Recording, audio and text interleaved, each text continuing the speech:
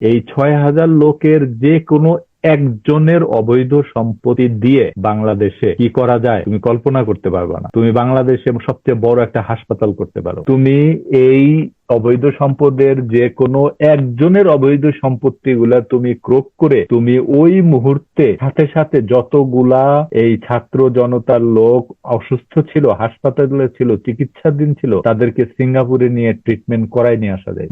এই কাজ এরা করে নাই, কারণ এদের সেকেন্ড বর্ডার ক্লোজের পরবর্তী কাজ ছিল হলো এই ইমিডিয়েটলি যারা অসুস্থ, শারীরিকভাবে ক্ষতিগ্রস্ত হয়েছে এবং যাদের চিকিৎসার দরকার ছিল তাদেরকে চিকিৎসাকরণের ব্যবস্থা করার দরকার ছিল।